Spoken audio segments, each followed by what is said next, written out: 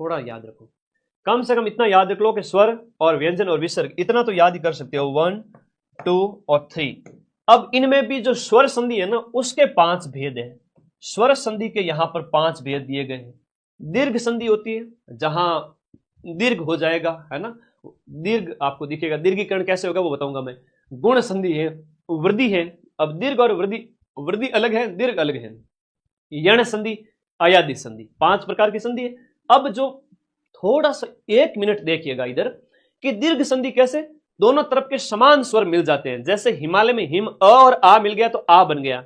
नदी और ई, देखो यहां पर बड़ी ई और बड़ी मिलकर ये भी बड़ी ई बन गई, तो ये दीर्घ स्वर है। ये क्या है, दीर्घ स्वर बन गया। तो शब्दों के बीच में बड़ी मात्रा आपको देखने, सीधा सा अगर कोई स्वर संधि पहचानिए है, तुम्हें ज्यादा ज्ञानी नहीं बनना है। शब्दों के बीच में अगर बड़ी मात्रा दिख जाए मतलब दीर्घ स्वर संधि है, बड़ी मात्रा मतलब दीर्घ स्वर संधि। गुण संधि के अंदर ए ओ और अर आएगा ऐसे, जैसे सुरेंद्र, परोपकार, महर्षि, महर्षि, है ना। तो इसमें क्या होता है कि अ, एक तरफ तो अ और आ होता है, दूसरी तरफ ई उ और री होता है। तो ई होता है तो ए हो जाता है, उ होता है तो ओ हो जाता है, री होता है तो अर हो जाता है। ए और अर वाला कहीं भी दिखे तो ऐसा थोड़ा दिमाग में सेट करो इसको। गुण संधि के उदाहरण होते हैं वो सारे के सारे, सुरेंद्र है, महेंद्र है, परोपकार है ना, इस तरह से।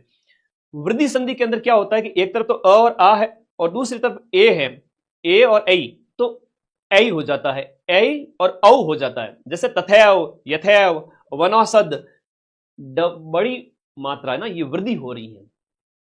शब्दों के बीच में ए और औ की मात्रा होती है ना, ये ध्यान रखना है। इसमें तो क्या होता है, बड़ी मात्रा। इसमें क्या हो जाता है, ए और औ। तो ए और औ है, ओ नहीं है, औ है। तो मेरे भाई ये वृद्धि हो रही है, ए और औ में वृद्धि हो रही है, ये वृद्धि हो रही है, ठीक है, ये वृद्धि हो रही है। और वो दीर्घ है, दीर्घ मतलब बड़ी, दीर्घ मतलब बड़ी, वृद्धि मतलब ए और औ।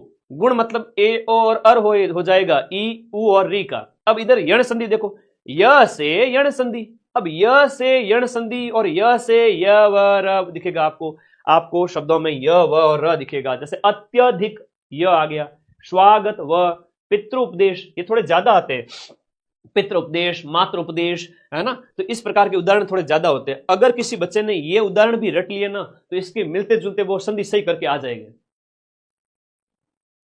इसके मिलते जुलते संधि सही करके आ जाएगा, ठीक है।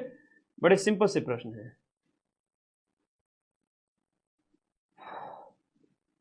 समझ में आ रहा है ना, मजा आ रहा है, एक एक चीज है। तो य व र, अत्यधिक में य आ रहा है, स्वागत में, ये स्वागत वाला ध्यान रखना, स्वागत वाला अच्छा बार बार पूछा जाता है ना। हाँ जी, स्वागत वाला बार बार पूछा जाता है।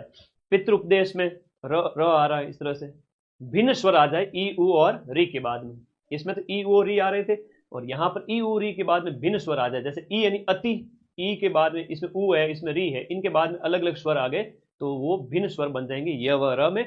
और फिर अयादि संधि के अंदर अयादि, अयादि जो 5वें प्रकार का जो है स्वर संधि का उदाहरण है। इसमें अय, आय, अव, आव, नयन, नायक, गायक, अय, आय, अव, आव, पवन, नाविक, आवक, पावक, अग्नि, अय, आय, अय, आय, अव, आव, इस प्रकार का शब्द कहीं भी दिख जाए समझ लेना उसमें आपकी अयादि स्वर संधि है।